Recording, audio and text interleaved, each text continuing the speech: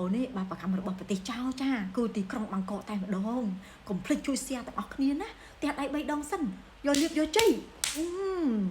ថ្មីនេះហាបាយធ្លាយព័ត៌មាននេះរបស់សង្ឃដីការបស់ព្រះសង្ឃរូបនេះគាត់បានសកត់ហើយក៏ប៉ុន្តែមុននឹងគាត់សកត់ទៅគឺគាត់បានបញ្ចេញព័ត៌មានមួយនេះទៅសិស្សរួមគ្រូ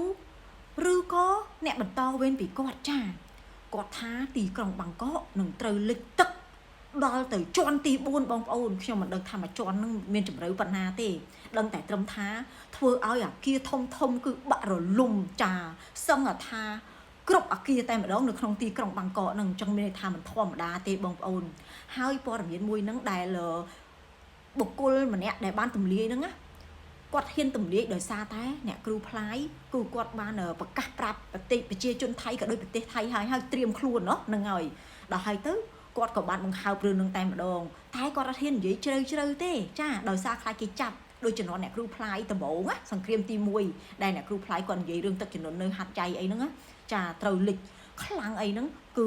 គាត់ត្រូវបានគេចាប់យកទៅម្សាហើយបងប្អូនទៅមកចេញមកវិញទេអ្នកគ្រូផ្លាយហ្នឹងហ្នឹងហើយដោយសារតែរឿងហ្នឹងហើយទើបលោកសង្ឃដែលទម្លាយរឿងហ្នឹងទំតែទម្លាយហើយអត់ហ៊ាននិយាយពាក្យអីជ្រៅជ្រះជាងនឹងទេចាអញ្ចឹងគ្រាន់តែគាត់និយាយមកនេះគាត់ចង់ឲ្យប្រជាជនថៃបានដឹងបានឮចាថាព័ត៌មានមួយនេះគឺចេញពីសង្ឃដីការបស់លោកសង្ឃអង្គនេះចាលោកសង្ឃដ៏ល្បីនៅប្រទេសចៅសៀមដែរណាបងប្អូនមិនធម្មតាណាចាសរុបមកខ្លីទៅទីក្រុងបាងកកនឹងលិចទឹកនៅក្នុងឆ្នាំ2026នេះហើយបងប្អូនចាហើយអាគារធំគឺបាក់ដួលរលំជាច្រើនចាអញ្ចឹងមានថាអ្វីដែលអ្នកគ្រូផ្លាយគាត់បានប្រហើបរយៈពេលមួយខែជាងមុនហ្នឹងគឺមិនខុសទេបងប្អូនចាហើយព័ត៌មានយប់មិញដែលខ្ញុំចេញផ្សាយទៅហ្នឹងចាថាអីគេនឹងមានទឹកលិចជ្រៅជាងឆ្នាំមុនចា10ដងទៅ100ដងបងប្អូនហ្នឹងហើយអាហ្នឹងគឺនៅទូទាំងប្រទេសតែម្ដងចាអូយបងប្អូនមិនធម្មតាណាហើយបងប្អូនដឹងមូលហេតុអីថាទីក្រុងបាងកកហ្នឹងនឹងលិចទឹកហើយអាគារធំដួលរលំគឺហេតុការណ៍នោះនឹងមានភ្លៀងធ្លាក់ជាប់គ្នា7ថ្ងៃតែម្ដងនៅក្នុងប្រទេសចៅសៀមហ្នឹងបងប្អូនទាំងយប់ទាំងថ្ងៃហើយមេឃរងឹតសូន្យសងតែម្ដងចាល្ងឹតឆឹង7យប់7ថ្ងៃសាហាវណាបងប្អូននេះហើយគឺជាទំនាយចាឲ្យសំមុខវាបាបអាក្រក់ណាស់ជាពិសេសបាបជាមួយប្រទេសកម្ពុជាយើងតែម្ដងបាបរាប់រយរាប់ពាន់ឆ្នាំហើយតចំនួនចោលតចំនួនណា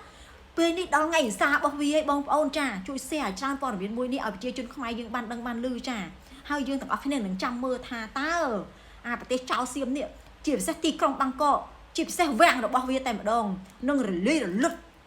នៅឆាប់នេះហ្នឹងនៅក្នុងខែណាថ្ងៃណាបងប្អូនសម្រាប់ខ្ញុំវិញណាបើសិនជាមានរឿងនឹងកើតឡើងមែនណាសង្ឃថាបួស3ថ្ងៃមែនតា